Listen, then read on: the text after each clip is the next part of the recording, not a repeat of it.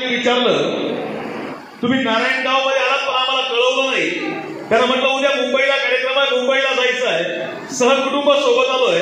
त्याला सांगितलं बायकोलाही सोबत घेऊन आलोय कारण इथूनच मुंबईला जायचं आहे. ते म्हटले सहकुटुंब. म्हटलं हो, आम्ही काय करतो ते किमान कळावं तरी पाहिजे. म्हणजे रोज आज नारायणगाव जुन्नर मध्ये आहे, उद्या मुंबईमध्ये आहे, परवा अक्कलकोट मध्ये आहे, त्यानंतर सोलापूर राज्यावर प्रवास आहे. किमान काय करतो हे तर कळावं पाहिजे. कारण कळत नाही असं नाही, पण किमान समजलं गेलं पाहिजे. आवश्यकता अशी आहे.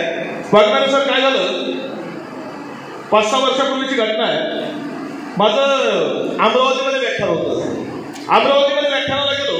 2 दिवसाची व्याख्यान. मला घरी सांगितलं की 2 दिवस व्याख्यान मला आहे, 2 दिवसाकरता जातोय. म्हणजे हरकत नाही, आपलं नेहमीच आहे. पहिल्या दिवशी बाहेर पडलो, अमरावतीमध्ये व्याख्यान झालं. दुसऱ्या दिवशी अमरावतीच्या बाजूला एक गाव आहे, तिथं व्याख्यान झालं. आणि तिसऱ्या दिवशी सकाळी अमरावतीच्या बाजूला एक शहर आहे वरुड, त्या वरुडची काही माणसं भेटायला आली. ते म्हटले सर आमच्याशी इच्छा आहे की वरुड हे डॉक्टर पंजाबराव देशमुख जे बाबासाहेबांचे सहकारी होते, त्या पंजाबराव देशमुखांची खूप मोठी शिक्षण संस्था आहे, त्यांच्या शिक्षण संस्थेमध्ये तुम्ही व्याख्यानाकरता आलं पाहिजे. मी म्हटलं हरकत नाही, आता 2 दिवस मोडलेच आहे, पण तिसरा दिवस मला मोडता येणार नाही, मी नंतर येतो. ते म्हटले सर अजिबात नाही, आमच्याशी इच्छा आहे की आज तुम्ही आमच्या मुलांकरता आलं पाहिजे. मी त्यांना म्हटलं मी घरी सांगून आलोय की 2 दिवसाकरता जाणार आहे, तिसरा दिवस मोडता येणार नाही. ते म्हटलं अजिबात नाही, तुम्हाला यावंच लागेल. आणि चळवळीतली माणसं होती, नाईलाज झाला. तिसऱ्या दिवशी वरुडमध्ये व्याख्यान झालं आणि 4थ्या दिवशी यायला रेल्वेचं रिझर्वेशन काही मिळालं नाही. आणि 5व्या दिवशी संध्याकाळी घरी आलो. आणि सर घरी आलो, घराची बेल वाजवली, आमच्या सौनी दरवाजा उघडला. मी आतमध्ये गेलो, बघितलं घरातलं वातावरण काहीतरी बिघडलं. मी म्हटलं हरकत नाही, आता आलोय तर हरकत काय आहे. आतमध्ये आलो, आंघोळ केली, फ्रेश झालो, जेवायला बसलो. आणि पहिलाच घास तोंडात घालला तसं त्यांनी विचारलं की म्हटलं तुम्हाला एक गोष्ट विचारू का. म्हटलं विचारा ना. अहो म्हटले शिवाजी महाराजांचा जन्म कधी झाला. मी म्हटलं मला काय विचार, तुला माहित नाही का. म्हणे मला माहिती आहे, पण मला तुमच्याकडून ऐकायचं आहे. म्हटलं काय ऐकायचं आहे. म्हटले सांगा ना, शिवाजी महाराजांचा जन्म कधी झाला. मी म्हटलं 19 फेब्रुवारी 1630. म्हणजे शिवाजी महाराजांच्या आई मासाहेब जिजाऊ यांचा जन्म कधी झाला. म्हटलं 12 जानेवारी 1598. म्हटले शिवाजी महाराजांचे चिरंजीव संभाजीराजे यांचा जन्म कधी झाला. म्हटलं 14 मे 1657. म्हटले शिवाजी महाराजांनी अफजल खानाला कधी मारलं. म्हटलं 10 नोव्हेंबर 1659. म्हटले शिवाजी महाराज पन्हाळ्यावरून कधी निसरले. म्हटलं 12 जुलै 1660. म्हटले शिवाजी महाराजांचा राज्याभिषेक कधी झाला. म्हटलं 6 जून 1674. म्हटले शिवाजी महाराजांचा दुसरा राज्याभिषेक कधी झाला. म्हटलं 24 सप्टेंबर 1674. म्हटले शिवाजी महाराजांचा मृत्यू कधी झाला. म्हटलं 3 एप्रिल 1680. म्हटले शिवाजी महाराजांच्या आई मासाहेब जिजाऊ यांचा मृत्यू कधी झाला. म्हटलं 17 जून 1674. म्हटले शिवाजी महाराजांचे चिरंजीव संभाजीराजे यांचा राज्याभिषेक कधी झाला. म्हटलं 16 जानेवारी 1681. म्हटले संभाजी महाराजांचा मृत्यू कधी झाला. म्हटलं 11 मार्च 1689. म्हटले मग महात्मा ज्योतिराव फुले यांचा जन्म कधी झाला. म्हटलं 11 एप्रिल 1827. म्हटले मग सावित्रीबाई फुले यांचा जन्म कधी झाला. म्हटलं 3 जानेवारी 1831. म्हटले मग महात्मा फुलेंनी मुलींची पहिली शाळा कधी काढली. म्हटलं 1 जानेवारी 1848. म्हटले महात्मा फुलेंनी सत्यशोधक समाजाची स्थापना कधी केली. म्हटलं 24 सप्टेंबर 1874. म्हटले मग महात्मा फुलेंचा मृत्यू कधी झाला. म्हटलं 28 नोव्हेंबर 1890. म्हटले मग सावित्रीबाई फुलेंचा मृत्यू कधी झाला. म्हटलं 10 मार्च 1897. म्हटले मग डॉक्टर बाबासाहेब आंबेडकरांचा जन्म कधी झाला. म्हटलं 14 एप्रिल 1891. म्हटले मग महामाता रमाबाई आंबेडकर यांचा जन्म कधी झाला. म्हटलं 7 फेब्रुवारी 1898. म्हटले मग बाबासाहेबांनी बौद्ध धर्माची दीक्षा कधी घेतली. म्हटलं 14 ऑक्टोबर 1956. म्हटले मग बाबासाहेबांचं महापरिनिर्वाण कधी झालं. म्हटलं 6 डिसेंबर 1956. म्हटलं मग महामाता रमाबाई आंबेडकर यांचा मृत्यू कधी झाला. म्हटलं 27 मे 1935. म्हटले मग लोकशाही अण्णाभाऊ साठे यांचा जन्म कधी झाला. मी म्हटलं मला सगळ्या तारखा माहिती आहे, विचारते कशाला. म्हटले सगळ्या तारखा माहिती आहे. म्हटलं हो सगळ्या तारखा माहिती आहे. म्हटले मग सांगा आपल्या लग्नाचा वाढदिवस कधी होता. मग लक्षात आलं की 2 दिवस उलटून गेले आणि तिसऱ्या दिवशी आम्ही घरी पोहोचलो होतो की सामाजिक चळवळीमध्ये काम करणाऱ्या माझी एकट्याची नाही, प्रत्येकाची अवस्था असते. आणि म्हणून खऱ्या अर्थानं अमित दादा असतील, त्यांची संपूर्ण टीम असेल, सातत्यानं या तरुण पिढीमध्ये महात्मा फुले, शाहू महाराज, बाबासाहेबांच्या विचाराचं प्रबोधन झालं पाहिजे. याकरता ही माणसं काम करतायत ना, त्यांच्याकरता टाळ्यांचा जोरदार कडकडाट. माझ्या भावांनो, तुम्हा आम्हाला करावा लागला. कारण परिस्थिती अशी आहे, आज देश वेगळ्या विचारात जात असताना आम्ही चळवळीतली माणसं महात्मा फुले, शाहू महाराज, बाबासाहेबांच्या विचारानं काम करतोय. मगाशी बाबासाहेबांचं नाव निघाल्या तुम्ही टाळ्यांचा कडकडाट केला, महात्मा फुलेंचं नाव निघाल्यावर टाळ्यांचा कडकडाट केला. कोण होती माणसं? काय केलं होतं त्यांनी आम्हाला? काय विचार आहे महात्मा फुलेंचा? काय विचार होता बाबासाहेबांचा?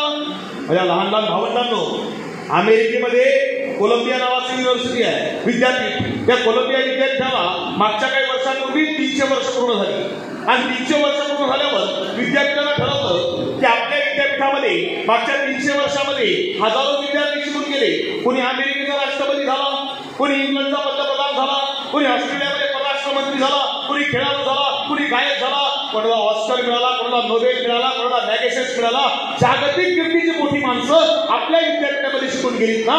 पण आपल्या विद्यापीठामध्ये शिकून गेलेल्या 1000 बुद्धिमान लोकांची यादी करायची ठरवलं. 1000 बुद्धिमान लोक आपल्या विद्यापीठामध्ये 300 वर्षामध्ये निवडायची. आणि काम चालू झालं. अख्खं प्रशासन काम करतंय आणि 1000 बुद्धिमान लोकांची यादी करायला सुरुवात झाली आहे. यादी करायचं काम चालू आहे. आणि काही दिवसांमध्ये यादी बनवली गेली. यादी कुलगुरूंसमोर ठेवली आणि कुलगुरूंना सांगितलं अधिकाऱ्यांनी, साहेब आपल्या विद्यापीठाला 300 वर्ष पूर्ण झाली आणि 300 वर्षामध्ये आपल्या विद्यापीठामध्ये लाखो विद्यार्थी शिकून गेले आणि त्यामध्ये 1000 बुद्धिमान विद्यार्थी आहेत. कुलगुरूंनी यादी वाचली आणि कुलगुरूंनी सांगितलं 1000 लोकांची यादी केलीत ना, मग ठीक आहे, आता 1000 नको, आता फक्त 100 बुद्धिमान लोकांची यादी करा. माणसं पुन्हा कामाला लागली. अनेक दिवस काम चालू आहे, अनेक चाचण्या लावल्या, अनेक निकष लावले आणि 100 बुद्धिमान लोकांची यादी करायला सुरुवात केली. या 300 वर्षामध्ये शिकून गेलेल्या लाखो विद्यार्थ्यांमध्ये कोणी मोठमोठ्या पदावर असणारी माणसं आहेत, कोणी पंतप्रधान, राष्ट्रपती, परराष्ट्रमंत्री, खेळाडू, गायक, या सगळ्यांमधली 100 लोकांची यादी केली. यादी कुलगुरू समोर ठेवली. कुलगुरूंनी यादी वाचली आणि कुलगुरू म्हटले 100 नको, आता फक्त 10 लोकांची यादी करा. माणसं म्हटली साहेब शक्य नाही, त्यामध्ये कोणाला मॅगसेस आहे, कोणाला ऑस्कर आहे, कोणाला नोबेल आहे, 10 लोकांची यादी कशी करायची? कुलगुरू म्हटले करावंच लागेल. आणि पुन्हा काम चालू झालं. अनेक दिवस काम चालू आहे. अनेक दिवसानंतर 10 लोकांची यादी केली. 10 लोकांची यादी कुलगुरूंसमोर ठेवली. कुलगुरूंनी नाव वाचली. 10च्या 10 नावं, 10च्या 10 नावं जी आहेत ही जागतिक पातळीवरची सर्वोच्च नावं आहेत. कुलगुरूंनी नावं वाचली आणि कुलगुरू म्हटले 10 नको, आता फक्त एकाच माणसाचं नाव निवडा. माणसं म्हटली साहेब ते अजिबात शक्य नाही. कसं शक्य आहे? 300 वर्षामध्ये लाखो विद्यार्थी शिकून गेले, त्यामध्ये प्रचंड बुद्धिमान लोक आहेत हजारो, आणि त्यामधलं एक नाव निवडायचं हे कसं शक्य आहे? कुलगुरू म्हटले अजिबात नाही, काम करावंच लागेल. आणि अनेक दिवस काम चालू आहे. अनेक दिवस चाचण्या लावल्या, निकष लावलं, सगळं पडताळून बघितलं आणि अनेक दिवसानंतर कुलगुरूंसमोर नाव ठेवलं. कुलगुरूंनी नाव वाचलं. कुलगुरूंनी पत्रकार परिषद घेतली आणि पत्रकार परिषदेमध्ये हे कुलगुरू सांगतायत की आमच्या कोलंबिया विद्यापीठाला 300 वर्ष पूर्ण झाली आणि 300 वर्षामध्ये आमच्या विद्यापीठामध्ये लाखो विद्यार्थी शिकून गेले आणि शिकून गेलेल्या लाखो विद्यार्थ्यांमधला सर्वात बुद्धिमान विद्यार्थी हा एकच होता आणि त्या विद्यार्थ्याचं नाव होतं विश्वरत्न डॉक्टर बाबासाहेब आंबेडकर. आणि विद्यापीठाने तत्कालीन राष्ट्रपती डॉक्टर बराक ओबामा यांच्या हस्ते बाबासाहेबांचा पुतळा त्या कोलंबिया विद्यापीठामध्ये बसवला आणि त्या पुतळ्याच्या खाली वाक्य टाकलं, काय? Doctor Babasaheb Ambedkar the symbol of knowledge. Babasaheb हे ज्ञानाचं प्रतीक आहे. कोण सांगतोय? अमेरिकाच आम्हाला सांगते. आम्हाला समजलं का? आमच्या लोकांपर्यंत आलं का? आम्हाला समजलं का? आमच्याकडे वाटलं गेलं. मी काय सांगतो, तुम्ही हिंदू असाल तुमचा पवित्र ग्रंथ हा गीता असू शकतो, तुम्ही मुस्लिम असाल तुमचा पवित्र ग्रंथ हा कुराण असू शकतो, तुम्ही बौद्ध असाल तुमचा पवित्र ग्रंथ हा त्रिपिटक असू शकतो, तुम्ही ख्रिश्चन असाल तुमचा पवित्र ग्रंथ हा बायबल असू शकतो. पण जर तुम्ही भारतीय असाल तर तुमचा सर्वोच्च ग्रंथ हा भारताचं संविधानच असला पाहिजे. हे शिकवायचं आहे आणि हे सगळ्यात महत्वाचं. म्हणजे सचिन दादा मला रोज 300-350 दिवसांपैकी 365 दिवसांपैकी किमान 250 दिवस व्याख्यानाच्या निमित्तानं रोज देशभर फिरतोय. पण समाधान इथं आहे की सगळ्यात मोठी इन्व्हेस्टमेंट इथं आहे. ही आमची पुढची पिढी आहे, ही इथं विचारधारा आहे. ही सगळी ज्येष्ठ नागरिक आहेत, त्यांचं आयुष्य बऱ्यापैकी आम्ही चळवळीमध्ये जगलोय सगळे. ही मुलं विचारधारेमध्ये आली पाहिजे, चळवळीमध्ये आली पाहिजे, विचारधारा जगली पाहिजे. तेवढ्या करता हे काम आहे सगळं. तेवढ्या करता का जयंती साजरी करायची? काय दिलं होतं महात्मा फुलेंनी? काय केलं होतं बाबासाहेबांनी? काय दिलं होतं शाहू राजांनी? काय अवस्था होती या मातीची? माझ्या भावांनो, 400 वर्षापूर्वी या मातीमध्ये राज्य आदिलशाहीचं, राज्य मोगलांचं, राज्य कुतुबशाहीचं आणि हे सगळं उद्ध्वस्त केलं छत्रपती शिवाजी महाराजांनी. आणि शिवाजी महाराजांनी या मातीमध्ये स्वराज्य उभं केलं. शिवाजी महाराजांनी उभं केलेलं राज्य हे कुण्या एका जातीचं नाही आहे, कुण्या एका धर्माचं नाही आहे, हे सगळ्यांचं. म्हणजे कसं गोंधारा केला जातो असं म्हणणारा तानाजी नावाचा मराठा आहे, वाईजवळच्या नागेवाडीचा पाटील नागनाथ महार आहे, पेडगावचा पाटील तुकोजी धनगर आहे, कात्रजचा पाटील मियाजी मुसलमान आहे, आग्र्यामध्ये मदत करणारा कुंभार आहे, शाहिस्ते खानाच्या हमल्याच्या वेळी मदत करणारा ज्ञानू नावाचा माळी आहे, जीवा नावाचा ढाली आहे. सगळ्या जातींची लोक आहेत, सगळ्या धर्मांची लोक आहेत आणि सगळ्यांना सोबत घेऊन शिवाजी महाराजांनी या मातीमध्ये स्वराज्य उभं केलं. आणि शिवाजी महाराजांनंतर या मातीमध्ये पेशवाई आली. आणि असं सांगितलं गेलं की कलियुगामध्ये वर्णसंकर झाला आणि 2च वर्ण शिल्लक राहिले. पहिला वर्ण आहे उच्च वर्ण आणि दुसरा वर्ण आहे शूद्र. या शूद्रांची अवस्था काय होती? यांना भर उन्हामध्ये नांगराला झुंपलं जायचं, पाठीवर चापकाचे फटके दिले जायचे. एवढं करून सुद्धा पोटा पाण्याचं काय, तर एक वेळ जेवायला मिळालं तर मिळालं, तर ते सुद्धा नाही. त्या शूद्रांनी शिक्षण घ्यायचं नाही, त्यांनी शाळेत जायचं नाही, त्यांनी रस्त्याला चालताना कबरेला केरसुनी बांधायची, गळ्यामध्ये मडकं टाकायचं, त्या मडक्यात थुंकायचं. म्हणजे ज्या पुण्यामध्ये महासाहेब जिजाऊंनी सोन्याच्या नांगरानं माणुसकी पेरली, त्या पुण्यामध्ये जुलमाच्या नांगरानं माणूस आडवा केला जात होता. छत्रपतींच्या पदस्पर्शानं पावन झालेला लाल महाल कधीच पडला होता आणि त्या जागेवर रगेल आणि रंगेली कथा प्रसिद्ध असणारा शनिवारवाडा उभा राहिला होता. आणि त्या पुण्यामध्ये एका युगपुरुषाने तुमच्या आमच्याकरता काम करायला सुरुवात केली होती. त्या युगपुरुषाचं नाव होतं राष्ट्रपिता महात्मा ज्योतिराव फुले. महात्मा फुले हे भारताच्या इतिहासामध्ये पहिले महात्मा आहेत ज्यांनी तुमच्या आमच्याकरता काम करायला सुरुवात केली आहे. महात्मा फुले पुण्यामध्ये जन्माला आले आणि पुण्यामध्ये आल्यानंतर महात्मा फुलेच्या लक्षात आलं पुण्याची अवस्था वाईट आहे, तिथं सांस्कृतिक शोषण आहे, सामाजिक शोषण आहे, राजकीय शोषण आहे, आर्थिक शोषण आहे. हे जे शोषण होत आहे ना, हे थांबवायचं असेल तर सगळ्यात महत्वाची गोष्ट काय आहे? शिक्षण आपल्या मुलांना शिकवलं पाहिजे, शिक्षण दिलं पाहिजे. आणि महात्मा फुलेंनी भारताच्या इतिहासामधली मुलींची पहिली शाळा काढली आहे. 1 जानेवारी 1848 पहिली शाळा उभी केली गेली आणि शाळा चालू झाली आहे. वर्गात मुली यायला लागल्या, शिकवायचं कुणी? तिथं शिकायला कुणी येत नाही, शिकवणार कोण? महात्मा फुलेंनी काय करावं? महात्मा फुलेंनी आपली पत्नी सावित्रीबाई फुले यांना शिकवायला सुरुवात केली आहे. म्हणजे महात्मा फुलेंनी सावित्रीबाईंना शिकवावं, सावित्रीबाईंनी शाळेत जाऊन मुलींना शिकवावं. शाळा चालू झाली आहे. आता सावित्रीबाई शाळेत जायला लागल्या. बरं, शाळेत जाताना आज कसं या सगळ्या महात्मा फुले सांस्कृतिक विकास मंडळाचे सगळे जे आमचे भावंड आहेत यांनी तुमच्याकरता आधी तुमच्या मेंदूची भूक भागवली, पण जेवायची व्यवस्था खाली केली आहे. बरोबर आहे? म्हणजे पोटाची भूक भागलीच पाहिजे, पण त्यासोबत डोक्याची भूक भागली पाहिजे. तसं हा महात्मा फुलेंचा वारसा आहे. सावित्रीबाई काय करायचं माहितीये? शाळेमध्ये जी मुलं शिकायला, त्या मुली शिकायला आहेत ना, त्यांच्याकरता आधी भाकरी बनवावी, भाजी बनवावी, ते सगळं सोबत द्यावं. एका हातामध्ये पुस्तकं, दुसऱ्या हातामध्ये भाकरीचं ते गाठवणं आणि ते घेऊन सावित्रीबाई शाळेत जायच्या. आणि एके दिवशी सावित्रीबाई शाळेत जायला निघाल्या आणि शाळेत सावित्रीबाई जात असताना कोणी अंगावर घाण फेकायचं, कोणी चिखल फेकायचं, कोणी दगड मारायचं. आणि तशा सगळ्या अवस्थेमध्ये सावित्रीबाईचे कपडे खराब व्हायचे आणि त्या कपड्यामध्ये सावित्रीबाईला शाळेत शिकवावं लागायचं. एक दिवस कोणता सकाळ झाली, सावित्रीबाई शाळेत जायला निघाल्या. एका हातामध्ये पुस्तक आहे, दुसऱ्या हातामध्ये भाकरीचं गाठोडं आहे आणि ते घेऊन सावित्रीबाई शाळेत जायला निघाल्या. आणि समोरच्या वळणावर एक माथे फिरू बसला होता. तर बाजूला दगड पडलेला बघितला, दगड उचलला. समोरून सावित्रीबाई येत नाही का? सावित्रीबाईला येताना बघितलं, तो दगड उचलला आणि तिला फिरकावून सावित्रीबाई दगड आला आणि सरदिशी डोक्यावर बसला. डोक्यावर रक्ताची धार लागली. अख्खा रक्तानं सावित्रीबाईचं लुगडं मागलं, सगळं लुगडं रक्ताने भरलंय. आणि तशाच लुगड्याने सावित्रीबाईच्या हातामधल्या भाकरी खालीच पडल्या, पुस्तकात गच पडली. सावित्रीबाई घरी आल्या, रडायला लागल्या आणि रडत रडत महात्मा फुलेंना सांगितलं, अहो नाही सहन होत. शाळेमध्ये जाताना लोक अंगावर पान खाऊन पिचकाऱ्या मारतात, दगड फेकतात, घाण फेकतात, चिखल फेकतात आणि तशाच लुगड्याने शाळेत जाऊन शिकवावं लागतं. आता नाही सहन होत. ज्योतिरावांनी काय सांगावं? महात्मा फुले म्हटले असते ना, अरे सावित्री जाऊ दे, लोकांकरता करतोय आपण, लोकांना कसं गरज होत नाही, आपण काय करायचं, नको जाऊ शाळेमध्ये. लोक दगड मारतात, घाण फेकतात, तुझं दुगडं खराब होतं ना, बंद कर शाळा म्हटले असते. नाही म्हटले ज्योतिबा. महात्मा फुले काय म्हटले माहितीये? महात्मा फुले म्हटले तर सावित्री, अगं शाळेत जाताना लोक अंगावर पान खाऊन पिचकाऱ्या मारतात, दगड फेकतात, घाण फेकतात, तुझं दुगडं खराब होतं ना. सावित्री तू एक कर, तू 3 लुगडी घे, एक घरी ठेव, दुसरं शाळेत ठेव आणि तिसरं शाळेत जाताना घालून जात जा, म्हणजे लुगडं खराब होणार नाही. केवढं महात्म्य आहे. का केलं सगळं?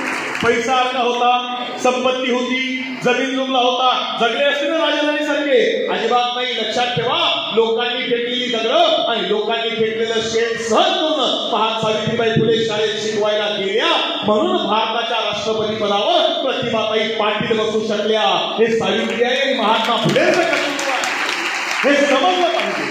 पण हे करता करता आज सर वाघमारेश्वर तुम्हाला म्हटलं पाणी थंड आहे, पाण्याची साधी बाटली मला पाहिजे, बरोबर आहे? सगळ्या पाण्याची साधी बाटली उपलब्ध झाली. हे पाणी सुद्धा जे आहे ना, आमच्या इतिहासाची सुरुवात माझ्या भावंडांना पाण्यापासून आहे. पाण्यापासून संघर्ष पाण्यापासून आहे. महात्मा फुलेंनी शिक्षण नाही दिलं, महात्मा फुलेंनी केवळ तुम्हाला शाळा नाही दिल्या, हे पाणी सुद्धा आहे ना, हे पाणी प्यायचा अधिकार पहिल्यांदा महात्मा फुलेंनी तुम्हाला दिलाय. काय केलं असेल? काय केलं महात्मा फुलेंनी?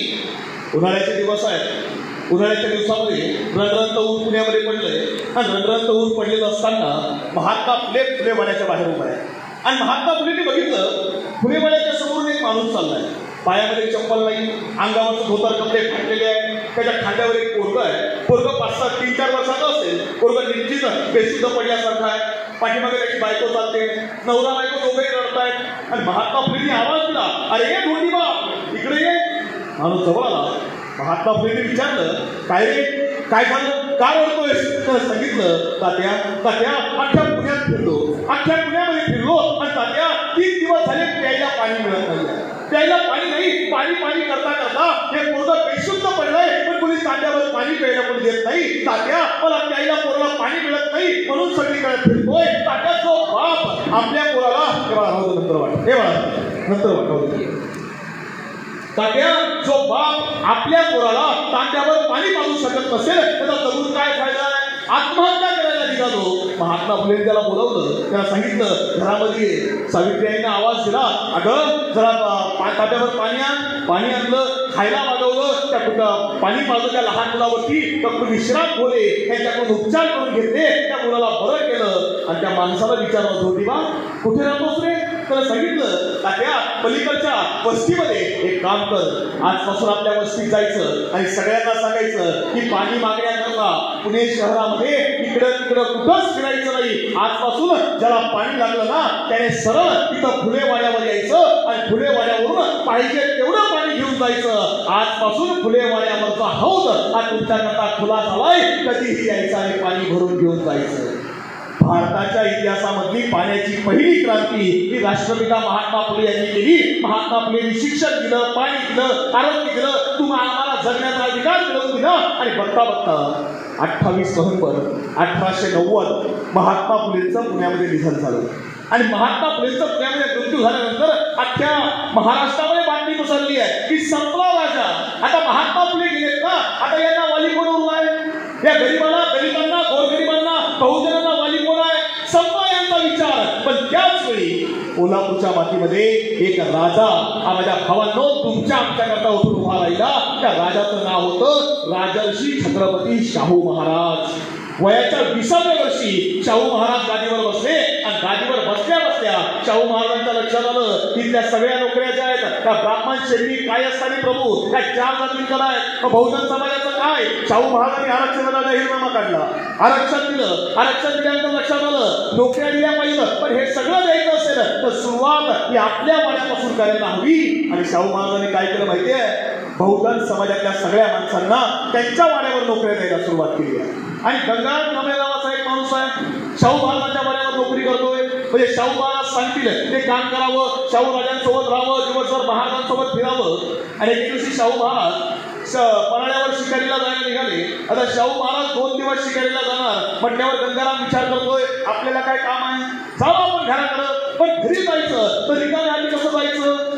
हंडावर पाणी घेऊन जाऊया की. त्यानं त्यावर राजवाड्यामधला हंडा उचलला, घरी जायला निघाला आणि रस्त्यावरती रस्त्यावरती विहीर लागते. दुपारची वेळ आहे, आजूबाजूला बघितलं विहिरीवर कोणी नाही आहे, हंडावर पाणी भरायला हरकत काय आहे. तर तो हंडा उचलला, विहिरीजवळ ठेवला, बादली बाजूला पडली होती, बादली घेतली, विहिरीत टाकली, बादली ओढली आणि बादलीमधलं पाणी हंड्यात ओतायला सुरुवात केली. त्याच वेळी आजूबाजूच्या उच्चवर्णीयांनी बघितलं की गंगाराम कांबळे नावाच्या महारानं आपल्या विहिरीवर पाणी भरलंय. त्याला विहीर वाटवली आपली, त्यांनी काठ्या काढल्या आणि गंगारामला मारायला सुरुवात केली. एवढं मारलं, अर्ध वेळ करून सोडलं. 2 दिवसांनी शाहू महाराज आले. शाहू महाराजांना समजलं की राज रस्त्यावरच्या विहिरीवरचं पाणी भरलंय म्हणून गंगारामला मारहाण करण्यात आली आहे. शाहू महाराजांनी गंगारामला बोलावलं, त्याला विचारलं काय रे, काय झालं होतं. त्याला सांगितलं काय नाही महाराज, त्या विहिरीवर गेलो, हंडावर पाणी भरलं आणि म्हणून एवढं मारलंय बघा. शाहू महाराज सांगताय अरे विहिरीवर पाणी भरलं म्हणून मारलंय का, ठीक आहे एक काम कर, उद्यापासून कामावर येऊ नको. तो गंगाराम रडायला लागला. शाहू महाराज सांगतोय महाराज अहो विहिरीवर पाणी भरलं म्हणून त्यांनी मारलंय, तुम्ही नोकरीवरून काढलं तर मी गरिबांना जगायचं कसं. शाहू महाराज हसायला लागले. अरे म्हटले गंगाराम तुला नोकरीवरून काढत नाही, तुला दुसरी जबाबदारी देतोय. म्हटले काय. गंगाराम त्या राज रस्त्यावरच्या विहिरीवरचं पाणी भरलं म्हणून तुला मारलंय ना, त्या राज रस्त्यावर मी तुला हॉटेल चालू करून देणार आहे. गंगाराम म्हणतोय काय चेष्टा करतायत महाराज, अहो इथं पाणी भरलं तरी मारलंय, माझ्या हातचा चहा प्यायला येणार कोण. आणि शाहू महाराज सांगतायत गंगाराम कोणी नाही आला ना चहा प्यायला चालेल, हा छत्रपती तुझ्या हॉटेलवर चहा प्यायला येणार आहे, तो हॉटेल चालू कर. आणि कोल्हापूरच्या राज रस्त्यावर मुख्य रस्त्यावर शाहू महाराजांनी गंगारामला हॉटेल चालू करून दिलं. हॉटेलचं नाव ठेवलं सत्य सुधारक. सत्य महात्मा फुलेंचं आहे, सुधारक म्हणजे सुधारणा करायची आहे. सत्य सुधारक हॉटेल चालू झालं. लोक येत नव्हती, समाज येत नव्हता, माणसं येत नव्हती. शाहू महाराजांनी काय केलं माहितीये, शाहू महाराजांनी काय करावं, शाहू महाराज रोज सकाळी आपल्या गाडीत निघायचे आणि गाडी निघाली तर गाडीमध्ये सगळे आमीर उमराव जहागीरदार वतनदार सगळे गाडीत बसवायचे. त्या सगळ्यांना घेऊन शाहू महाराज गंगारामच्या हॉटेलवर यायचे आणि गंगारामला आवाज द्यायचे, हे गंगाराम आण सगळ्यांना चहा. आणि गंगारामच्या हातचा चहा शाहू महाराज सगळ्यांना पाजायचे. पण सामान्य माणूस येत नव्हता, लोक येत नव्हती. शाहू महाराजांनी काय केलं, शाहू महाराजांनी पुढचं पाऊल टाकलं. शाहू महाराजांनी शासकीय आदेश ज्याला आपण जिआर म्हणतो तो जिआर काढला की ज्यांना कोणाला माझी भेट घ्यायची आहे, ज्यांना कोणाला माझ्याकडून आर्थिक मदत पाहिजे आहे, ज्यांना कोणाला माझी कामावर सही पाहिजे, त्यांनी उद्यापासून मला भेटायला माझ्या वाड्यावर यायचं नाही. त्यांनी उद्यापासून रोज सकाळी मला भेटायला गंगारामच्या हॉटेलवर यायचं, माझ्याकडून फुकट चहा प्यायचा आणि आपलं काम करून यायचं. लोक यायला लागली, समाज बदलायला लागला, परिवर्तनाचा बिगुल वाजायला लागला. आणि एके दिवशी दुपारची वेळ आहे, शाहू महाराज आपल्या वाड्यावर बसले. एक माणूस धावत आला, शाहू महाराजांना मुजरा केला आणि सांगितलं महाराज एक बातमी कानावर आली आहे. म्हणजे काय महाराज, अहो एक दलिताचा पोर आहे, त्याचं नाव आहे भीमराव रामजी आंबेडकर. हा मुलगा अमेरिकेमधून PhD होऊन भारतामध्ये परत आलाय. शाहू महाराज म्हटले अरे अंगावर काटा आला, पुन्हा सांग खरं आहे का. म्हणजे हो महाराज, अहो भीमराव रामजी आंबेडकर नावाचा एक तरुण मुलगा आहे, अमेरिकेमधून PhD होऊन भारतामध्ये परत आलाय. शाहू महाराज म्हटले अरे कुठे आहेत ते भीमराव, मला भेटायचंय त्यांना. आणि तसं तो माणूस सांगतो महाराज ते भीमराव आंबेडकर इथं कोल्हापुरात नाही, पुण्यामध्ये नाही, ते मुंबईला असतात. ठीक आहे ना, मुंबईला माणसं पाठवा मुंबईमध्ये. दुसऱ्या दिवशी शाहू महाराजांनी 2 माणसं मुंबईत पाठवली. ती माणसाची मुंबई फिरतायत पण त्यांना बाबासाहेबांचा पत्ता काही सापडत नाही. आणि बाबासाहेब त्या काळात परळ भागामधल्या शिमेच्या तळीत राहत होते, त्यांना पत्ता काही सापडला नाही. माणसं नाराज झाली, निराश झाली, परत आली आणि शाहू महाराजांना सांगितलं महाराज अख्खी मुंबई फिरलो बघा पण बाबासाहेबांचा पत्ता काही कुठं सापडलाच नाही. शाहू महाराज म्हटले ठीक आहे, तुम्हाला नाही सापडला ना, उद्या मी जातो. आणि शाहू महाराज स्वतः मुंबईमध्ये यायला निघाले. मुंबईमध्ये आले आणि मुंबईमध्ये बाबासाहेबांना शोधतायत. आणि दत्तोबा पवार नावाचा एक आमचा समाज बांधव आहे, त्याने बाबासाहेबांचा पत्ता शाहू महाराजांना दिला आणि शाहू महाराज त्या परळ भागामध्ये जाऊन पोहोचले.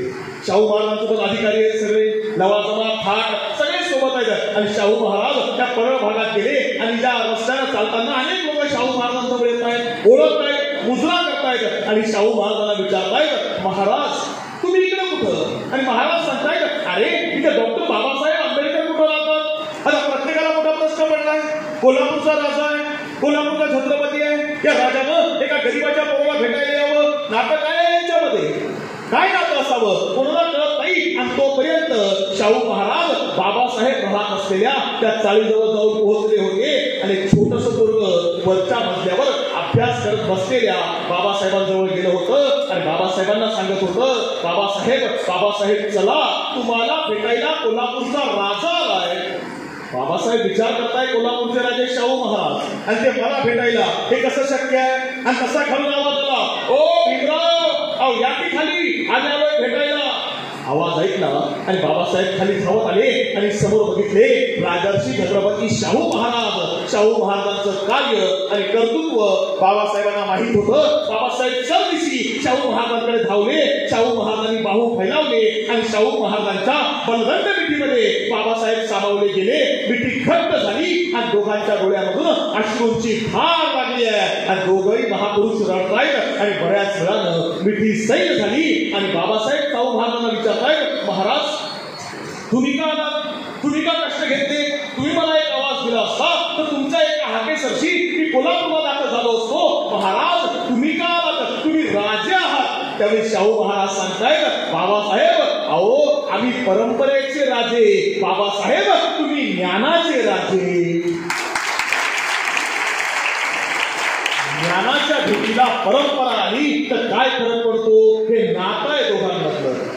शाहू महाराज आणि बाबासाहेबांबद्दल नातं काय हे समाजाला नव्यानं उलगडून सांगण्याची आज गरज आहे. तर आमच्याकडे परिस्थिती अशी आहे, वाटणारे सर, आमच्याकडे आता लोकांनी वाटून घेतलं.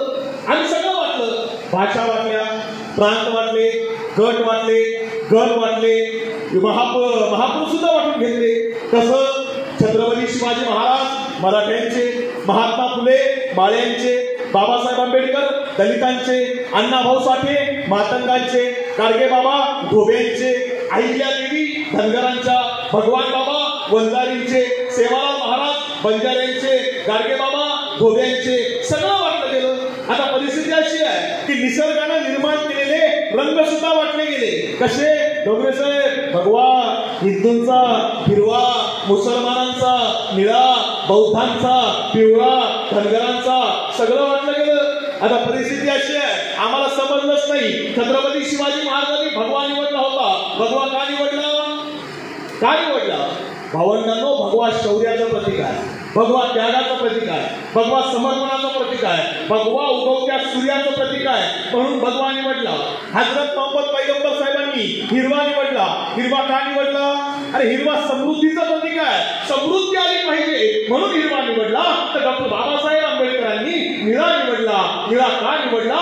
निळा हा जे आकाश आहे, जे आकाशाचं प्रतीक आहे. हे आकाश जसं सगळ्यांना समान सामावून घेतं, तसं मला सगळ्यांना समान न्याय द्यायचा आहे, तेवढ्या करता निळा निवडला. ही साधी सोपी विचारधारा, साधा सोपा, हे तेवढ्या करता निवडलं. मी तुम्हाला सांगतो, आयुष्यात एक गोष्ट लक्षात ठेवायची, हिंदू नाही होता आलं ना चालेल, मुसलमान नाही होता आलं ना चालेल, बौद्ध नाही होता आलं ना चालेल, पहिल्यांदा भारतीय व्हा, पहिल्यांदा माणूस व्हा, हे आम्हाला महात्मा फुले बाबासाहेबांनी शिकवलंय. हे काळजावर घेतला, तेवढ्या करता जयंती. तर आज परिस्थिती अशी आहे, तुमच्याही हातामध्ये मोबाईल आले, म्हणजे हातातला मोबाईल आम्हाला पिढीला सुधरूच देत नाही. काल परवा एक नेता बोलला ते खरं आहे, मी काउंटर केलं त्यांना, म्हटले खरं आहे काय? मोबाईलवर व्हॉट्सअपवर आलेला इतिहास वाचू नका, खरा मानू नका. खरं आहे तुमचं, मोबाईलवर आलेला व्हॉट्सअपवर आलेला सगळा इतिहास खरा असतो असं नाही. इतिहास वाचायचा ना, वासी बेंद्रेने लिहिलेला इतिहास वाचा. इतिहास वाचायला महात्मा फुलेंची पुस्तकं वाचा. इतिहास वाचायचा ना, बाबासाहेबांनी लिहिलेली पुस्तकं वाचा. इतिहास वाचायचा ना, अण्णाभाऊची काव्य संग्रह वाचा, कविता संग्रह वाचा, कथा संग्रह वाचा, तर समजणार आहे आमचा इतिहास काय आहे. कारण हातातला मोबाईल आम्हालाही सुधरू देत नाही आणि शाळांच्या अवस्थेमुळे. म्हणजे मला ही जी सगळी अमित दादा किंवा त्यांची टीम आहे, किंवा जे सगळ्या रेक्टरांचा सन्मान किंवा व्यवस्थापकांचा सन्मान केला, मी त्यांचा मनपूर्वक गौरव करतो की ही तुमच्यामुळे ही सगळी पिढी घडते आहे. ही पिढी घडवायचं जे आहे ना, ही विचारधारेमध्ये पोरं आहेत. कारण वाघमारे सर आज शाळांची किंवा यांची परिस्थिती इतकी वाईट आहे अण्णा, म्हणजे आता लहान लहान पोरं आहेत की जाऊ द्या, कॉलेजचं एखादा पोरगा असेल ना पोरग उभं करून बघा.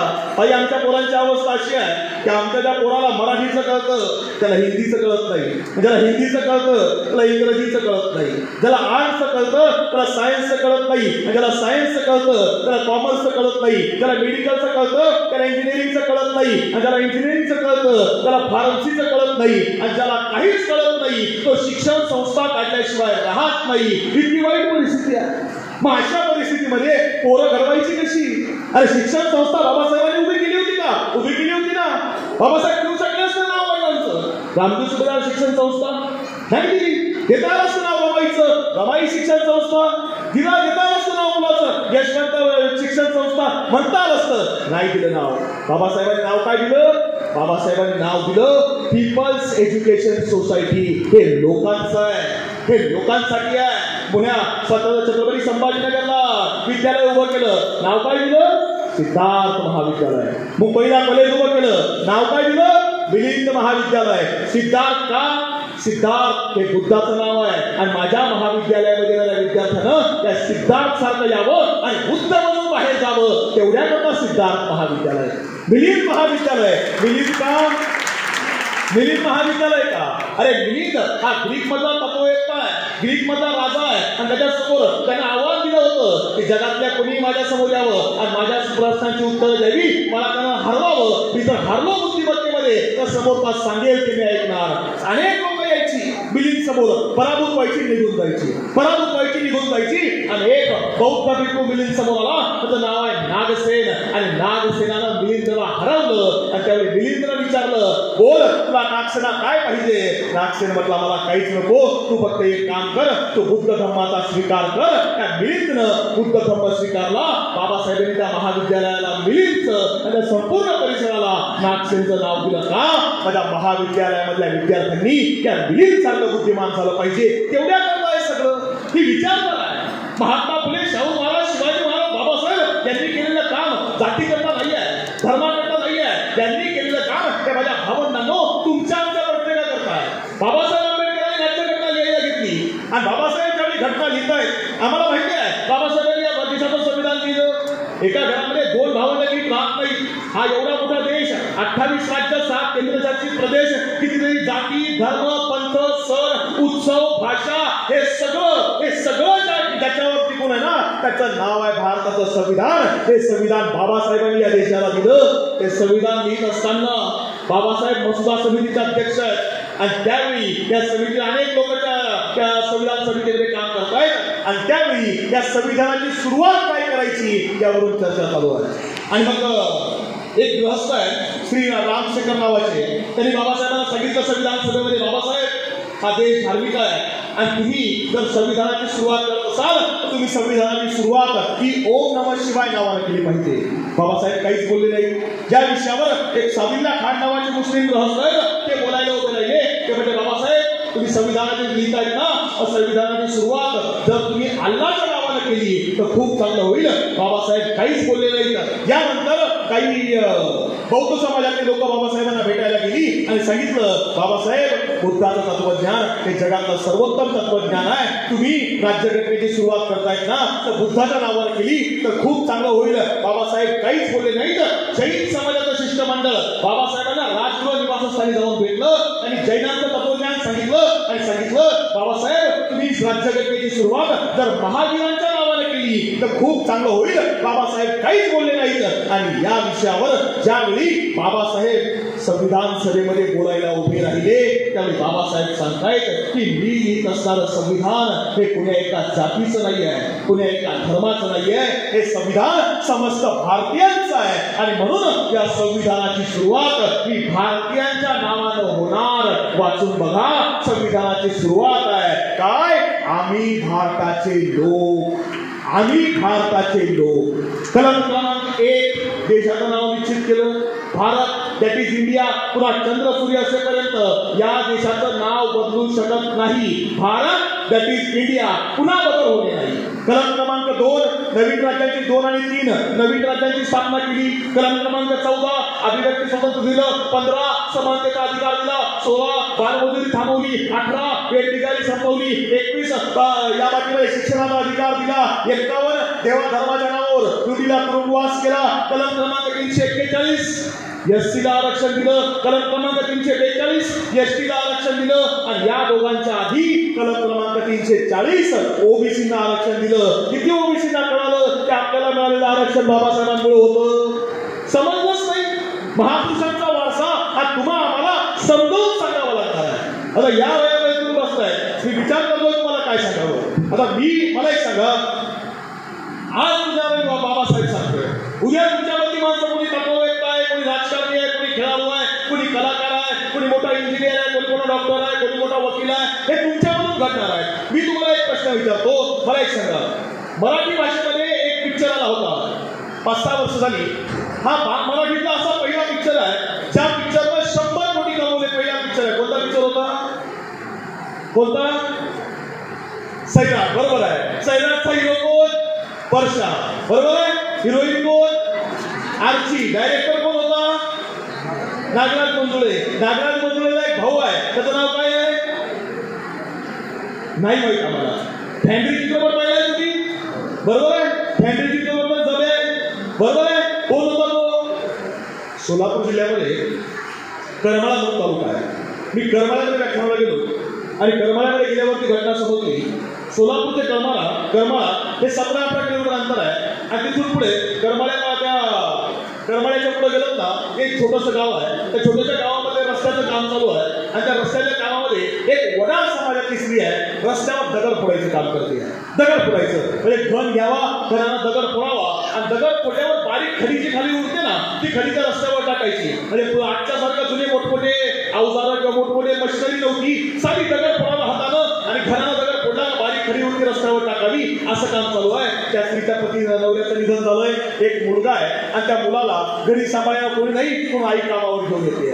सकाळ झाली, आईनं काम करायला सुरुवात केली आहे. घरानं दगड फोडते, तिथं बारीक बारीक दगडी रस्त्यावर टाकते आणि दुपारची जेवण आटोपली. पोरगं ते छोटंच आहे, 5.5-6 वर्ष वयाचं. ते पोरगं समोर दगड माती खेळतंय आणि आईनं दुपारी घन उचलला आणि आई घन दगडावर मारणार. त्याच वेळी ते पोरगं आईकडे धावत आलं. आईचं पोराकडे लक्षच नाहीये. आईनं घन दगडावर मारला, दगड फुटला, पण फुटलेल्या दगडामधून एक टोकदार खडी बाहेर पडली आणि ती खडी त्या पोराच्या डोळ्यात घुसली. अख्ख्या डोळ्यामधून रक्त ओघळायला लागलं. ते सगळं रक्त आईचा पदर भिजला. आईने ते पोरगं उचललं आणि कोणतरी म्हटलं, ओ बाई, हे पोरगं उचला इथून घरी घेऊन जा, दवाखान्यात काय हे पोरगं. बाईने ते पोरगं उचललं, करमाळ्याच्या सरकारी दवाखान्यामध्ये आणलं आणि डॉक्टरांनी सांगितलं, बाई, हे पोरगं इथं दुरुस्त होऊ शकत नाही, त्याच्या डोळ्यात आतमध्ये बारीक खडी गेली आहे. एक काम करा, तुम्ही नगरला घेऊन जा आणि डोळ्यांच्या डॉक्टरला दाखवा. बाईने ते पोरगं उचललं, नगरच्या डोळ्यांच्या डॉक्टरकडे आणलं. डॉक्टरनं डोळा बघितला आणि सांगितलं, बाई, या पोराच्या डोळ्यामध्ये आतमध्ये बारीक बारीक खडी गेली आहे. पुढच्या 3 दिवसामध्ये या पोराच्या डोळ्याचं ऑपरेशन करावं लागेल आणि जर ऑपरेशन केलं नाही तर हे पोरगं एका डोळ्याने अंध होणार. आई रडायला लागली आहे. आई म्हणते, डॉक्टर, अहो रस्त्यावर दगड फोडते मी, डॉक्टर खर्च किती आहे? डॉक्टरनं सांगितलं, बाई, 40,000 रुपये खर्च आहे. ती बाई म्हणते, डॉक्टर, अहो रस्त्यावर दगड फोडले मी, तुमच्याकडे येताना 400 रुपये त्या मुकादमकडून उसरवार घेतले आणि तेव्हा इथंपर्यंत आली आहे. डॉक्टर, 40,000 आणायचे कुठून? डॉक्टर म्हटला, बाई, ते काय मला माहित नाही, पण किमान तेवढे भरावे लागतील. डॉक्टर म्हणते, ठीक आहे, एक काम करा, 30,000 रुपये भरा, होईल ऑपरेशन. बाई म्हणते, आणायचे कुठून पैसे? बाईनं पोरगं उचललं, घरी आणलं. सगळ्या नातेवाईकांकडे गेले 2 दिवसामध्ये, माझ्या पोराचा डोळा खराब झालाय, ऑपरेशन करायचंय. कोणी 5,000 द्या, कोणी 10,000 द्या, कोणीच 1 रुपया दिला नाही. 8 दिवस झाले, ते पोरगं एका डोळ्याने अंध झालं.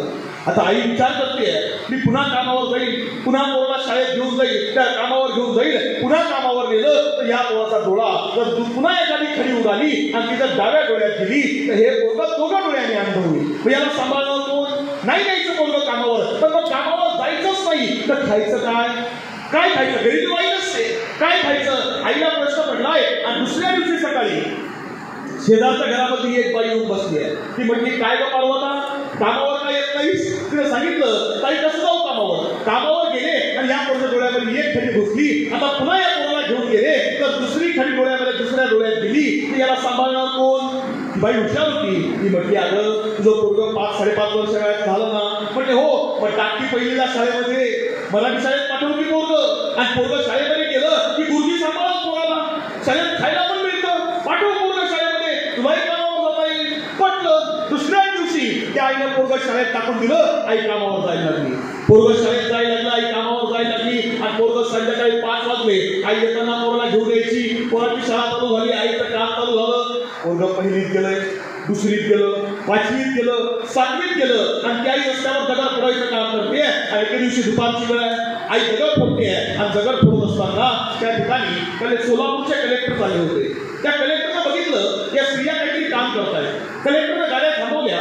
कलेक्टर साहेब गाडीमधून खाली उतरले आणि या स्त्रियांना काम करताना बघितलं. आता कलेक्टर काम बघायला लागले म्हटल्यावर त्या कामाचा सुपरवायझर धावत आला, कॉन्ट्रॅक्टर आला, तहसीलदार आले, प्रांत आले, सगळे अधिकारी धावत आले. कलेक्टरनं सगळ्यांना समोर बोलवलं, काही सूचना केल्या. आणि सूचना केल्या केल्या कलेक्टर आला तसा लगेच निघून गेला. पण कलेक्टर गेल्यावर दगड फोडणारी ही जी स्त्री आहे ही उठून उभी राहिली आणि बाजूला उभ्या असलेल्या सुपरवायझरला विचारते, हा माणूस कोण होता? त्या माणसाचा रुबाब केवढा आहे, दराला केवढा आहे. त्या माणसाला सगळे घाबरत होते. म्हणजे आपण ज्याला घाबरतो तो कॉन्ट्रॅक्टर, तो कॉन्ट्रॅक्टरचा ऐकतो, तो तहसीलदार त्याचा ऐकतो, तो प्रांत, ही सगळी लोक त्या एका माणसाला घाबरत होती. हा माणूस कोण होता? तो सुपरवायझर सांगतोय, अहो बाई, त्या माणसाला कलेक्टर म्हणतात. कलेक्टर कोण असतो कलेक्टर? आणि काय करायला लागतं कलेक्टर व्हायला? सुपरवायझर म्हणला, बाई ते काय मला माहित नाही, पण लोक असं म्हणतात की कलेक्टर व्हायला खूप अभ्यास करावा लागतो. त्या बाईनं काय केलं माहितीये? तिने हातामधलं काम तिथंच फेकलं, तो घर तिथंच फेकला, घरी धावत आली आहे. आणि 7वीच्या वर्गात शिकणाऱ्या आपल्या पोराला घरामध्ये घेतलं, त्याचे पटापटा मुके घेतले आणि त्याला सांगितलं, बाळा तुला आयुष्यात दुसरं काही नाही करता आलं ना चालेल, पण बाळा तुला कलेक्टर व्हायचंय. ते पोरगा आईला विचारलं, आई कोण असतो कलेक्टर आणि काय करायला लागतं कलेक्टर व्हायला? आई म्हटली, बाळा ते काय मला माहित नाही, पण लोक असं म्हणतात की कलेक्टर व्हायला खूप अभ्यास करावा लागतो. आणि ते पोरग म्हटलं, आई मी करतो ना अभ्यास. अरे पण कसा? त्या पोराचा बाप ते पोरग पोटात असताना मरण पावलाय. त्या पोराची आई रस्त्यावर दगड फोडायचं काम करते आहे. ज्यांच्या घरामध्ये 2 वेळेस जेवायला अन्न नाहीये, त्यांच्या घराचं छत पावसाळ्यामध्ये गळतंय, त्या पोराला अभ्यास करायचा कसा? पण स्वप्न आहे कुणाचं? माझ्या आईचं, मला करून दाखवायचंय. आणि ते पोरग अभ्यास करत होतं, शिकत होतं, मोठं होत होतं. आणि ते पोरग एवढं मोठं झालं, एवढं मोठं झालं, एवढं मोठं झालं की ज्यावेळी 2009 साल उगवलं तेव्हा जगाला समजलं की रस्त्यावर दगड फोडणाऱ्या स्त्रीचा पोरगा, ज्या पोराचं नाव होतं बालाजी मंजुळे, हा पोरगा वयाच्या 24व्या वर्षी भारतामध्ये 21वा येऊन कलेक्टर झाला. कोणाचं पोरग आहे? कोणाचं पोरग आहे? रस्त्यावर दगड फोडणाऱ्या स्त्रीचं पोरग. आणि हेच बालाजी मंजुळे महाराष्ट्र राज्याचे अपंग कल्याण आयुक्त म्हणून मुंबई मंत्रालयामध्ये 2017-18 मध्ये काम करत होते. आम्ही सहज एका कामाच्या निमित्तानं मंत्रालयात गेलो होतो 17-18 मध्ये. त्यांच्या नावाची पाठी वाचली, वाटलं याला जाऊन भेटावं, एवढा मोठा माणूस आहे, गरिबी मधून आलाय. आणि मी त्याच्या कॅबिनमध्ये गेलो, त्यांची भेट घेतली. त्याचे ते अनेक PA सगळे बसले होते. बऱ्याच वेळा त्याच्याजवळ भेटायला गेलो. त्याला विचारलं, साहेब फक्त एकच प्रश्न आहे. म्हणजे काय? पण साहेब तुम्ही इथपर्यंत आलाय, तुमची परिस्थिती काय आहे आम्हाला माहिती आहे. तुम्ही गरिबी मधून आलाय, रस्त्यावर दगड फोडणाऱ्या स्त्रीचे मुलगा आहात, इथपर्यंत आलाय, पण साहेब तुम्ही इथपर्यंत आलात कसे? त्या माणसाला मला काय सांगितलं माहितीये? मी कलेक्टर होण्याकरता मी शेकडो पुस्तकं वाचली, हजारो पुस्तकांचा अभ्यास केला, पण माझ्यासारख्या रस्त्यावर दगड फोडणाऱ्या स्त्रीच्या मुलाला इथपर्यंत यायचा आणि कलेक्टर व्हायचा अधिकार हा फक्त भारताच्या एकाच पुस्तकाने दिला. आणि त्या पुस्तकाचं नाव आहे भारताचं संविधान. मी त्या संविधानामुळे इथं आलो. कोण सांगतं? कलेक्टर असताना मला माणूस सांगतो, आम्ही वाचलं का संविधान? माझ्या भावंडांनो, हातामध्ये संविधान घ्या, वाचायला शिका, ऐकायला शिका.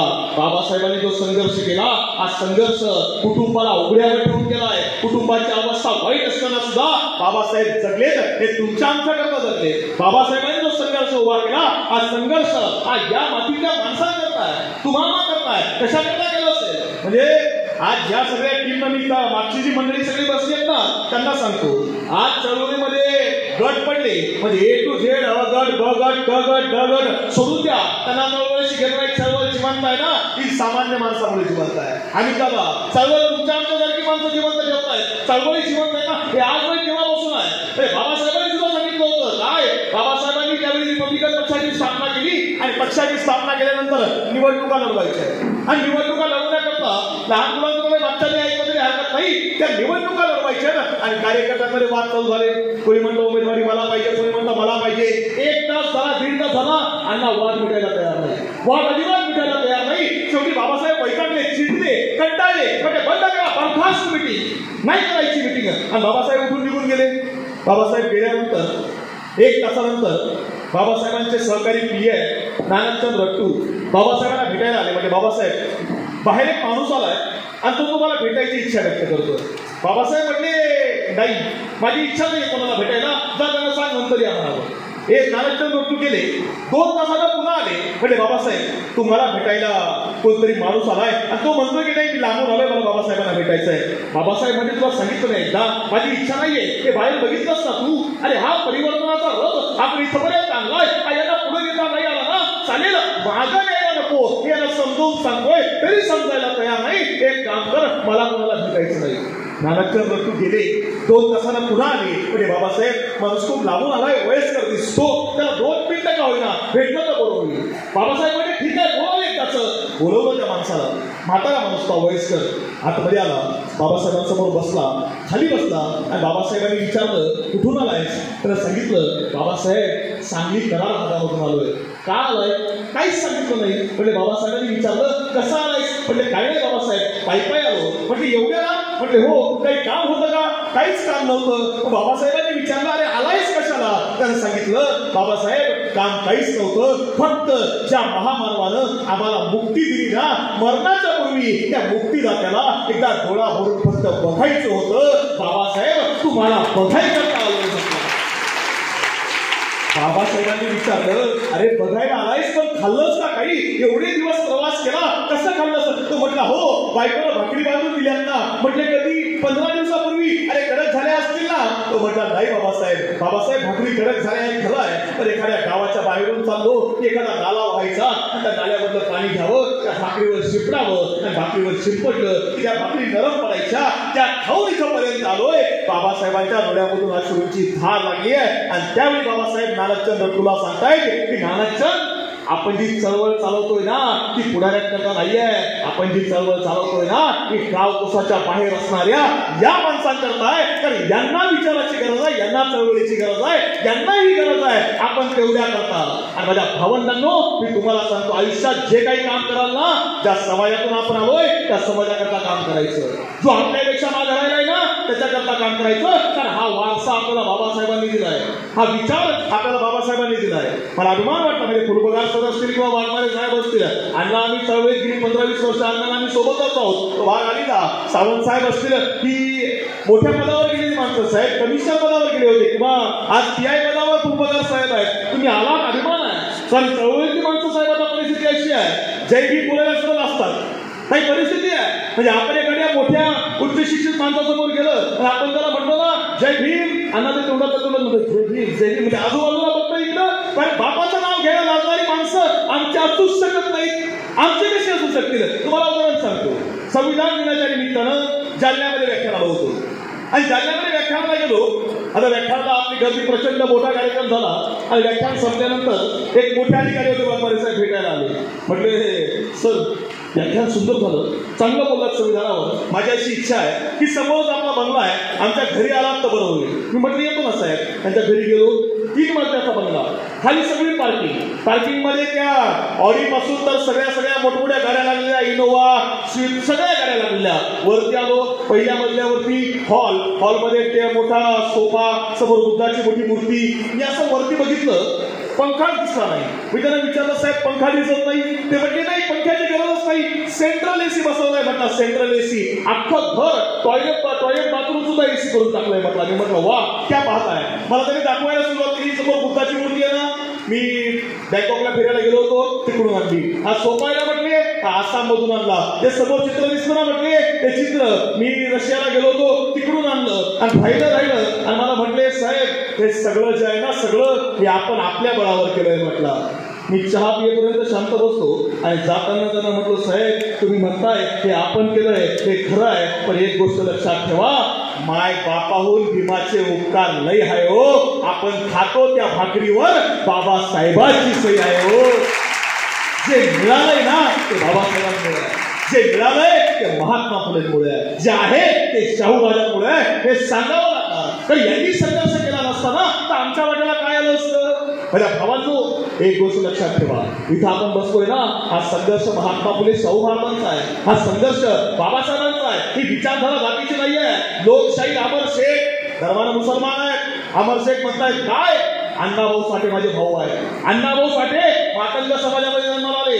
अण्णाभाऊ म्हणतात काय? डॉक्टर बाबासाहेब आंबेडकर माझे गुरु आहेत. बाबासाहेब म्हणतात महात्मा फुले माझे गुरु आहेत. महात्मा फुले म्हणतात शिवाजी महाराज हे माझं दैवत आहे. आणि शिवाजी महाराज सांगतायत जगद्गुरु तुकोबा राय हे आमचे गुरु आहेत. ही विचारधारा आहे, ही आम्हाला समजली पाहिजे. मला सांगा, महात्मा फुले माळी समाजामध्ये जन्माला आले आणि माळी समाजामध्ये जन्मालेल्या महात्मा फुले यांनी शिवचरित्रावरचं जगातलं पहिलं पुस्तक लिहिलंय.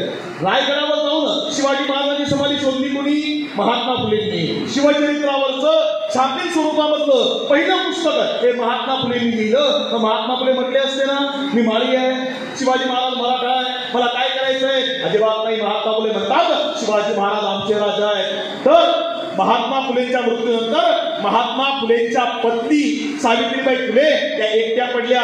त्यावेळी बडोद्यामधून महाराजा सयाजीराव गायकवाड यांनी सावित्रीबाईंना पत्र पाठवलंय आणि सयाजीराव महाराज म्हणतात की सावित्रीबाई, आज ज्योतिबा आपल्यामधून निघून गेलेत ना, ज्योतिबांचा विचार टिकून राहावा याकरता मी तुम्हाला मदत करणार आहे. आणि महाराजा सयाजीराव गायकवाड यांनी सावित्रीबाई फुले यांना त्या काळामध्ये 100 रुपये महिना म्हणजे आजच्या काळामध्ये 1 लाख रुपये महिना एवढी पेन्शन चालू केली. मग सयाजीराव म्हणले होते का मी मराठा आहे, सावित्रीबाई फुले माळी आहात? अजिबात नाही. तर डॉक्टर बाबासाहेब आंबेडकर यांची Guinness book of world record मध्ये नोंद आहे काय की बाबासाहेब आंबेडकर हे जगातले एकमेव असे महापुरुष आहेत की ज्यांचे जगात सगळ्यात जास्त पुतळे आहेत.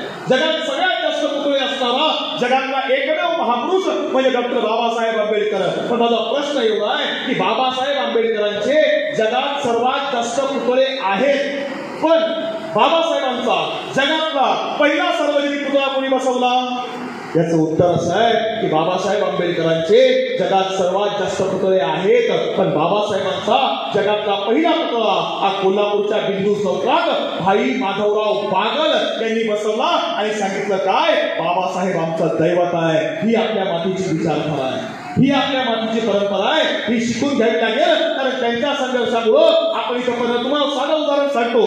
मला माहिती आहे तुम्हाला भूक लागली असेल, 1 तासापेक्षा जास्त व्हायला लागलं, पण साधं शेवटचं उदाहरण सांगतो आणि थांबतो. मला एक सांगा, बाबासाहेबांनी जे केलं ते कोणा करताय?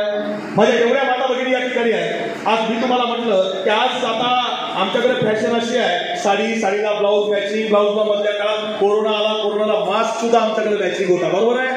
रमाईकडे किती साड्या होत्या? बाबासाहेब कायदा मंत्री होते, बाबासाहेब बॅरिस्टर होते, बाबासाहेब या देशामधले प्रमुख राजकीय क्षमतेपैकी एक होते. बाबासाहेबांनी ठरवलं असतं की आपण कॉमर्स मधून डिग्री घेतली आहे, व्यापार करायचा, टाटा बिर्ला अंबानीला कधीच मागे टाकलं असतं. बाबासाहेबांनी ठरवलं असतं मी वकील आहे, बॅरिस्टर आहे, फक्त वकिली करायची तर करोडो रुपये उरतील एवढी संपत्ती बाबासाहेब कमवून ठेवता आली असती. आणि बाबासाहेब हे भारतातले एकमात्र असे वकील आहेत की ज्या वकिलाचा कोर्टामधला युक्तिवाद ऐकण्याकरता वेगवेगळ्या शहरामधले न्यायाधीश कोर्टामध्ये हजर राहायचे असा भारतातला एकमात्र वकील आहे. त्या वकिलाचं नाव आहे डॉक्टर बाबासाहेब आंबेडकर. ठरवलं असतं बाबासाहेबांनी पैसाच कमवायचा तर कमवता आला असता, नाही कमवला. बाबासाहेबांनी काय कमवलं माहिती आहे? बाबासाहेब लंडनला शिकायला निघून गेले आणि बाबासाहेब ज्यावेळी लंडनला गेलेत ना त्यावेळी घरामध्ये 6 महिने पुरेल एवढा किराणा बाबासाहेबांनी करून ठेवला आणि 6 महिन्यानंतर घरामधला किराणा संपला आणि किराणा संपल्यानंतर रमाईला कळत नाही काय करावं. अंगावर एक 2-2.5 वर्ष वयाचं लेकरू आहे, हे लेकरू दूध पितंय आणि किराणा सगळा संपलाय, काय करावं कळत नाही. आणि त्यावेळी बाबासाहेबांच्या आत्या मीराबाई घरी आल्या आणि मीराबाईची परिस्थिती बघितली की घरामध्ये 3 दिवस झाले खायला काही नाहीये. आता आईच्या पोटामध्ये अन्न नाही म्हटल्यावर त्या बाळाला दूध कुठून देणार आहे? ते बाळ रडायला लागलं आणि मीराबाईंनी सांगितलं रमा एक काम कर, पलीकडं दुकानदार आहे ना, दुकानदाराकडे जा आणि त्याला सांग की आमचे साहेब बाहेर शिकायला गेलेत, आमचे साहेब तिकडून इकडं परत आले मग आम्ही तुला सगळे पैसे देऊन टाकू, असं कर, थोडा तांदूळ आम्हाला उशनवार दे म्हणावं. रमाई म्हटल्या ठीक आहे जाऊन बघते. रमाई दुकानदाराकडे गेल्या, त्याला सांगितलं दादा आमचे साहेब लंडनला गेले, आमचे साहेब उच्च शिक्षण घ्यायला गेले, तर दादा साहेब तिकडून इकडे परत आले का तुझे पैसे आम्ही तुला देऊन टाकू, असं कर, थोडा तांदूळ आम्हाला उसळवार देतो का? दुकानदार म्हणला, ताई घेऊन जा ना, दुकान तुझंच आहे. दुकानदाराने तांदूळ मोजला, घेतला, रमाईच्या हातावर ठेवला आणि तांदूळ रमाईच्या हातावर ठेवत असताना दुकानदार रमाईला विचारतोय, ताई तुला एक विचारू का? म्हटले काय? ताई तुझ्या साहेबाला काही कळतं का? म्हटले काय झालं? इथं कुटुंबाला खायला मिळत नाही आणि तिकडे शिकायला जायची काय गरज होती? रमाईने काय केलं? तांदूळ उचलला, घेतला, दुकानदाराच्या अंगावर तसाच टाकला आणि त्याला सांगितलं, अरे आमचे साहेब, तुला कळणार नाही स्वाभिमान काय असतो. आमचे साहेब ज्यावेळी लंडन मधून शिकून इथं भारतामध्ये परत येतील ना आणि ज्यावेळी या झोपलेल्या बहुजन समाजामध्ये क्रांती घडवतील ना, तेव्हा तुला समजणार आहे की आम्ही उपाशी पोटी का जगत होतो म्हणून. आणि त्यानंतर अन्न मिळालं नाही, औषधं मिळाले नाहीत, म्हणून बाबासाहेबांच्या आणि रमाईच्या मुलाचं निधन झालं. सगळा समाज जमला, रमाई रडते घरामध्ये, सगळा समाज जमला, लोक जमली, नातेवाईक जमलेत आणि कोणतरी पुढारी आला. तो म्हटला, अरे बाबासाहेबांना कोणी कळवलं का? बाबासाहेबांना तार केली का? आणि तसं आतमध्ये रडत बसलेली रमाई बाहेर आली आहे, पदर कमरेला खोसला आणि कडाडली, खबरदार जर कोणी बाबासाहेबांना कळवलं तर. आणि त्यानं विचारलं, ताई मुलगा मरण पावलाय, बाबासाहेबांना कळवायचं नाही का? रमाईने सांगितलं, बाबासाहेबांना अजिबात कळवायचं नाही. जर बाबासाहेबांना कळवलं तर बाबासाहेबांना दुःख होईल. बाबासाहेब अभ्यास करायला गेलेत आणि जर दुःख झालं तर अभ्यासामध्ये खंड पडेल आणि अभ्यासामध्ये खंड पडला तर क्रांती घडवता येणार नाही. त्याकरता एक करा, बाबासाहेबांना कुणी कळवायचं नाही. मुलाच्या मृत्यूची बातमी 3 महिने बाबासाहेबांपासून रमाईनं लपवून ठेवली. कशा करता? का त्याग केला? हा त्याग जो आहे ना, तुमच्या आमच्या पिढीला शिक्षण घेता यावं, आपण शिकावं, हे तेवढ्या करता. आणि म्हणून माझी तुम्हाला विनंती आहे, आयुष्यात दुसरं काही नाही मिळवता आलं चालेल, जगातला सगळ्यात मोठा पुरस्कार मिळवायचा. जगातला सगळ्यात मोठा पुरस्कार कोणता आहे? जगातला सगळ्यात मोठा पुरस्कार कोणता आहे? नोबेल पुरस्कार अजिबात नाही आहे. मॅगेसेस कधीच नव्हता. ऑस्कर किरकोळ आहे. भारतरत्न अजिबात नाही. जगातला सगळ्यात मोठा पुरस्कार एकच आहे. जगातला सगळ्यात मोठा पुरस्कार कोणता आहे माहितीये? जो डॉक्टर बाबासाहेब आंबेडकरांनी मिळवला होता, जो महात्मा फुले, शाहू महाराज, शिवाजी महाराज, अण्णाभाऊ साठेंनी मिळवला होता, पेरियार स्वामींनी मिळवला होता. कोणता पुरस्कार आहे? जगातला सगळ्यात मोठा पुरस्कार एकच आहे की ज्यावेळी आपण बक्षीस मिळवतो, ज्यावेळी आपण यश मिळवतो, ज्यावेळी आपण घरी धावत जातो, आईच्या पाया पडतो, वडिलांच्या पाया पडतो आणि आपल्या आईला सांगतो, आई मी वर्गात पहिला आलो, बाबा मला बक्षीस मिळालं, आई मी नोकरीला लागलो, बाबा हा माझा पहिला पगार आहे. आणि त्यावेळी त्या आईच्या आणि वडिलांच्या डोळ्यामधून जो आनंदाचा अश्रू ओघळतो ना, तो जगातला सगळ्यात मोठा पुरस्कार आहे. सगळ्यात मोठा हा बाबासाहेबांनी मिळवला होता. हा महात्मा फुलेंनी मिळवला होता. महात्मा फुलेंच्या वडिलांचं, गोविंदरावांचं स्वप्न आहे की ज्योती समाज शिक्षित झाला पाहिजे, याकरता काम कर. महात्मा फुलेंनी काम करून दाखवलं. बाबासाहेबांचे वडील रामजी सुभेदार यांचं स्वप्न आहे काय? विमा हा समाज पिचलाय, हा मागय, या समाजाला वर आणायचं काम तुला करावं लागणार आहे. आपल्या वडिलांच्या स्वप्नाकरता बाबासाहेबांनी करून दाखवलं. माझा तुम्हाला सवाल आहे, तुमच्या आईची काय स्वप्न आहे? आपल्या वडिलांची काय स्वप्न आहे? आज विचार काहीच नाही करायचा. एक गोष्टीचा विचार रात्री झोपेपर्यंत करायचा की माझ्या आईचं स्वप्न काय आहे, माझ्या वडिलांचं स्वप्न काय आहे. आपल्या आई वडिलांची स्वप्न पूर्ण करणं म्हणजे बाबासाहेबांना आदरांजली आहे. आपल्या आई वडिलांची स्वप्न पूर्ण करणं म्हणजे महात्मा फुले, शाहूराजांना आदरांजली आहे. दुसरं काही नाही करता आलं माझ्या भावंडांना ते करा. आणि एक गोष्ट शिकून घ्या. तुम्हाला वाटतं ना, आता मी तुमच्या समोर बोलतोय, तास सव्वा तास झाला, बरोबर आहे? तुम्हालाही वाटतं आपण असं बोलता आलं पाहिजे? किती जणांना वाटतं आपल्याला बोलता आलं पाहिजे असं? प्रत्येकाला पाहिजे. बऱ्याचशांचे हात वर आहे. तुम्हाला वाटतं बोलता आलं पाहिजे. काहीच नाही करायचं, एक काम करायचं. काय करायचं माहिती आहे? दिवसातून महापुरुषांच्या चरित्रावरच्या पुस्तकाचं, कोणतंही पुस्तक, त्या पुस्तकाचं किमान एक पान तरी वाचायचं. किमान एक पान तरी महापुरुषांच्या चरित्रावरचं वाचायचं, अभ्यासायचं. आणि तर खऱ्या अर्थानं आपण आयुष्यामध्ये मोठे होऊ शकतो. इथं तुमच्यामध्ये आमच्यामध्ये फरक काही नाही आहे. म्हणजे वाघमारे साहेब वरती बसलेत, रमेश अण्णा वरती बसतील, किंवा डोंगरे साहेब असतील, सावंत साहेब असतील, फुलपगार साहेब असतील, तुमच्यामध्ये आमच्यामध्ये फरक अजिबात नाही. फरक एवढाच आहे, 4 पुस्तकं जास्त वाचली म्हणून आम्ही वरती येऊन बसतो, तुम्ही खाली आहे. 4 पुस्तकं तुम्ही जास्त वाचली, भविष्यामध्ये तुम्ही वरती असणार आहे. आणि ते करायचं असेल तर एक करा, वाचायला शिका, अभ्यासायला शिका. आणि पाठीमागाची मंडळी आहे त्यांना एक सांगतो, आज दुसरं काही नाही करता आलं ना, एक करा. काय माहिती आहे? आयुष्यामध्ये महात्मा फुले, शाहू महाराज, बाबासाहेब, गाडगेबाबांचा आदर्श घ्या. गाडगेबाबांचं कोकणामध्ये व्याख्यान होतं. आणि कोकणामधलं व्याख्यान संपल्यावर गाडगेबाबा एका गावात जायला निघाले आणि गावात गेल्यानंतर एक माणूस गाडगेबाबांजवळ आला आणि गाडगेबाबांना विचारतो, बाबा आयुष्यात काहीतरी व्हायचंय, काय व्हावं? गाडगेबाबा म्हटले, आयुष्यात काहीतरी व्हायचंय ना, आणि मग कलेक्टर हो. हा माणूस म्हटला, बाबा नाही, आता वय राहिलं नाही, आता कलेक्टर होता येत नाही, आता काय व्हावं? गाडगेबाबा सांगतायत, आयुष्यात काहीतरी व्हायचंय, वय राहिलं नाही, कलेक्टर होता येत नाही, आणि मग एक काम कर, कमीत कमी कलेक्टरचा बाप हो. आम्हाला नाही होता आलं ना, आपल्या पोरांना करा, आपल्या पोरांना वाचायला शिकवा, अभ्यासायला शिकवा. आणि त्याच करता डॉक्टर बाबासाहेब आंबेडकर विकास सांस्कृतिक महामंडळाच्या माध्यमातून हा कार्यक्रम या ठिकाणी आयोजित केला. मी अमित दादा रोकडे असतील, त्यांची संपूर्ण टीम असेल, या सगळ्यांचा मनपूर्वक पुन्हा एकदा गौरव करतो आणि त्यांना सांगतो की 1000 लोक मोठी जमवण्यापेक्षा तुम्ही लहान लहान मुलं ज्यांच्या काळजावर विचार करायचे जे काम केलं ना, त्याबद्दल एक शाहीर असं लिहितो कि एक तालाब के किनारे एक इमारत को लग गई आग, एक तालाब के किनारे एक इमारत को लग गई आग, मच गई भागम भाग, कुछ लोगों ने आग पर पानी डाला, कुछ लोगों ने आग पर पानी डाला, कुछ लोगों ने आग में घिरे लोगों को बाहर निकाला, सभी ने वो किया जो था जिसकी पहुंच में, सभी ने वो किया जो था जिसकी पहुंच में. एक चिड़िया भी डाल रही थी पानी भरकर अपनी चोंच में, तब पेड़ पर बैठा कौवा बोला, चिड़िया रानी तू सुई की नोक से पहाड़ खोद रही है, तेरी चोंच में जितना पानी आएगा उससे आग का एक शोला भी नहीं बुझ पाएगा.